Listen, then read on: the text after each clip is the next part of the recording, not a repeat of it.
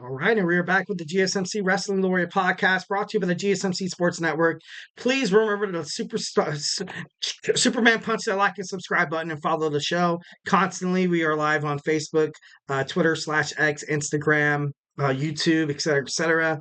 So make sure you support the show just to kind of reiterate and kind of reflect on what we talked about. Our first segment, we talked about our WWE NXT review. We also talked about our AEW Dynamite preview. We talked about was Bill Goldberg an actual good wrestler, and now we're going to jump right on into our fourth segment. We have a pretty good one: the famous botches that almost cost WWE superstars their push, their job, just their overall liking amongst Vince McMahon and WWE creative officials. So let's go ahead and start. First, we're going to start off with the excuse me. Ken Kennedy. First, we're going to start off with Ken Kennedy. Obviously, you saw him. He did win one of the Money in the Banks. You saw him lose it against Edge in a match, which I feel like kind of, not really payback or not kind of like, what is that, in work where you're not supposed to, retaliation in terms of that. But ultimately, you saw Ken Kennedy. He dropped Randy Orton too high on a backdrop. Ultimately cost him his job after that. Vince McMahon really honestly didn't want anything to do with Ken Kennedy. And then you would see Ken Kennedy kind of move forward to TNA. But I liked Ken Kennedy. I kind of liked it, with the microphone coming down, be like, Kennedy. No, that was, to cost him his job. I feel like nothing's kind of worth that much. Of course, obviously, if there's some kind of, disaster, like catastrophic,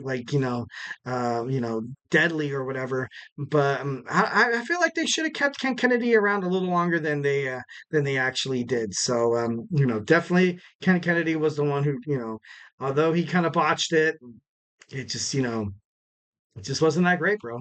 Why'd you got to do that? I'm just kidding. No. Next, we have The Miz. In 2012.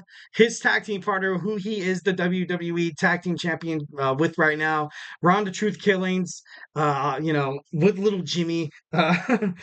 He failed. He failed to catch R-Truth while R-Truth was trying to make a dive outside of the ring.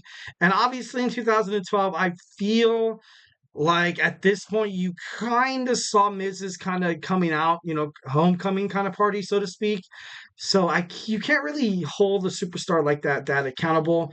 But when he went backstage after that match, reports show, I read it on the Sportster, that he got an earful. He got big, like he got thrashed at from Triple H, like, dude, you can't be, like, why are you doing this to our superstars? And a lot of people thought it was on purpose. That's their first and foremost. That's their thought. That's, that's one of their main go-to thoughts is they're like, you know what, dude, this guy kind of he did it on purpose. And, I don't, obviously you kind of have the Miz. He got better. He got better. Now, honestly, in the ring, you have the Miz as one of the top superstars. Also, in terms of promos and also on the mic, you kind of have him doing his thing. So a young Miz, yeah, dude, you can mess up. You can mess up. I'm sorry. Like, at the same time, you got to be professional and do your job and catch, truth. But at the same time, dude, wrestling's unpredictable. Like, what are we supposed to do here? We're supposed to, predict the future. We're supposed to find out, like, when this guy's going to do this, this. But obviously, that's what they got paid millions of dollars for, is to kind of do this. That's something about for professional wrestling that probably a lot of people kind of sweep under the rugs in terms of talent. That, essentially, it's kind of like this live action movie that's happening with zero rehearsals, with zero line script reads. Like, these guys are performing like right, like on the cusp, like totally raw, Monday Night Raw.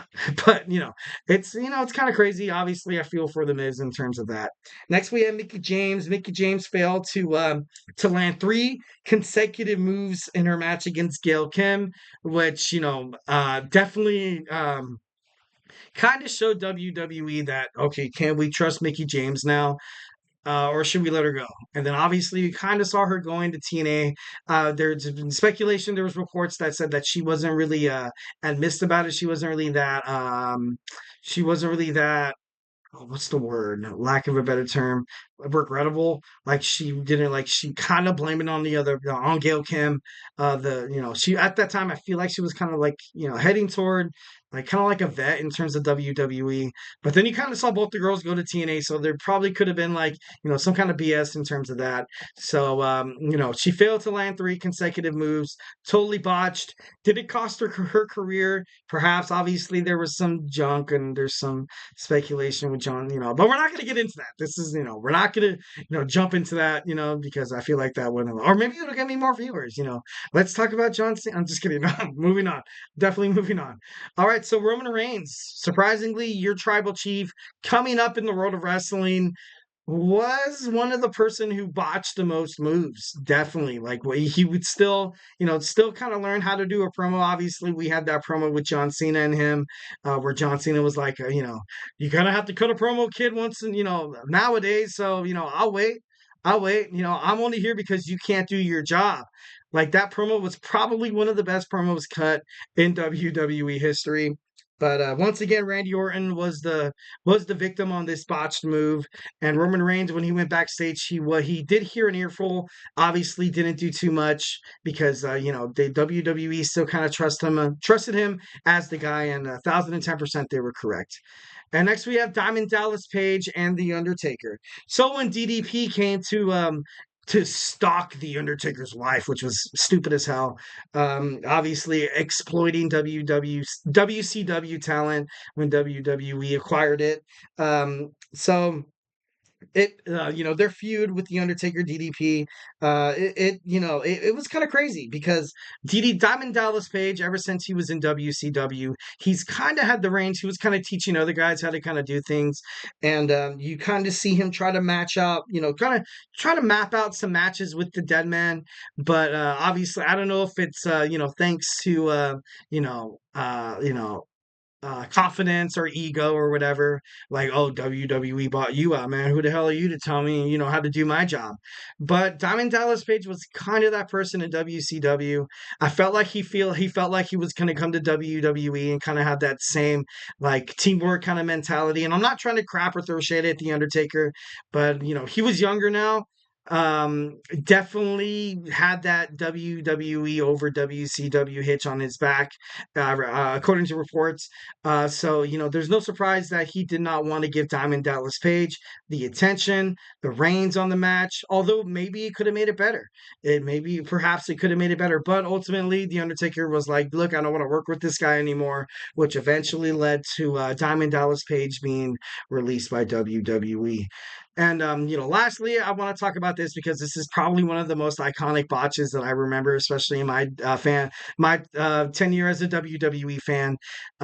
So Kofi Kingston hits a move on Randy Orton. Randy Orton is absolutely irate, even slaps Kofi Kingston on the back of the head a couple times, calling him stupid, stupid, stupid. And it's crazy. Like these superstars actually get pissed off at each other. I remember watching that and I was like, what is Randy doing? Like, okay, like I admit, like, you're trying to be that guy, but that's a little bit too much. But ultimately they were able to kind of squash it. I think this was when Kofi Mania actually was kind of being surfaced. But no, I think it might have been before that. I could be wrong. Don't quote me on that. But it was just kind of funny. It was just kind of funny how this all went down. Randy Orton once again becoming a victim of the botches. Well, he's kind of a big dude, Obviously, if you're the other wrestler, don't like expect to do do some the Three Amigos with this guy. Or don't expect to do some kind of crazy suplex because Randy Orton, he's a big dude. So make sure make sure you think twice about trying to do a crazy move with this guy because it could be botched. And once again, Randy Orton becomes the victim. So obviously there is an honorable mention that I kind of want to mention after the segment ended. Ronda Rousey. Ronda Rousey is, I feel like, in terms of women's wrestling, probably the queen of botched moves, and she's been with the WWE with so very little time. I felt like she was finally getting better, but then as soon as that kind of happened, obviously, kind of had that thing happen with the WWE creative where I felt like she wanted to face Becky Lynch. I felt like her and Becky had some pretty good plans how they wanted to match out their, kind of map out their matches. Also, when you had her and the Liv Morgan thing where they kind of want that creative freedom freedom, and she was, to all support of Ronda Rousey, where she was like, okay, you give the guys, creative, thought for hours and hours and hours, and for the women's matches, you're like, oh, 3 minutes, 5 minutes, we're done.